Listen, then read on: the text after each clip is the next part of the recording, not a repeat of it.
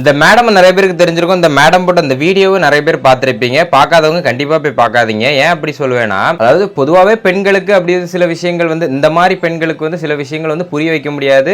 Already அவங்களுக்கு வந்து maturity ரொம்ப கம்மியா இருக்கு. ஒருத்தங்க தெளிவா இருக்கவங்களுக்கு கூட சொல்லிடலாம், தெளிவில்லாதவங்களுக்கு எப்படி சொல்லி புரிய வைக்கன்னு தெரியல. இதே இடத்துல இவங்க ஃபேமிலியில ஒருத்தங்க இருந்தா இதே மாதிரி எடிட் பண்ணி போட்டா இவங்க இதை பார்ப்பாங்களா அப்படின்னு கேட்டா நிறைய பேர் அப்படிதான் பேசிட்டு இருக்காங்க. ஓகே, இந்த மாதிரி கொஸ்டின்ஸ் நிறைய பேர் வச்சுட்டாங்க. ஆனா அதையும் தாண்டி இந்த போட்டோல இந்த வீடியோல நான் ஒன்னு நோட் பண்ணது என்னன்னா, இவங்க வந்து இந்த வீடியோ போட்டிருக்காங்க. இந்த வீடியோல இந்த ரோடு வந்து டேமேஜா இருக்கு. இந்த ரோட போட்டது யாரு தெரியுமா? அந்த டேமேஜான ரோட போட்டதே நீங்க இப்ப சப்போர்ட் பண்ணிட்டு இருக்க அதே கவர்மெண்ட் தான் வந்து இந்த ரோட போட்டாங்க. இந்த ரோட போட்டதுனால எத்தனை பேர் வந்து அந்த வார்த்தையை நான் யூஸ் பண்ண விரும்பல, நிறைய பேர் ஆக்சிடென்ட் ஆகுறாங்க. அதனால எத்தனை குடும்பம் பாதிக்கப்படுது தெரியுமா? இந்த மாதிரி ரோட்ஸை ஃபர்ஸ்ட் சரி பண்ண சொல்லுங்க. நீங்க வந்து இந்த வீடியோ எப்படி போட்டிருக்கீங்க? கரூர்ல நடந்த ஸ்டாம்பேட்ல நடந்த இது மாதிரி போட்டிருக்கீங்க. ஆனா நான் இதை எப்படி பார்ப்பேன்னா, இந்த ரோடுனால ஆக்சிடென்ட் ஆனவங்கள தான் இப்படி கொண்டு போறாங்களோ அப்படிங்கிற மாதிரி நான் பார்ப்பேன். ஃபர்ஸ்ட் அந்த ரோட சரி பண்ண சொல்லுங்க. அதுக்கப்புறம் உங்க மூளை அதை வந்து சரி பண்ற ப்ராசஸ் ஸ்டார்ட் பண்ணணும்.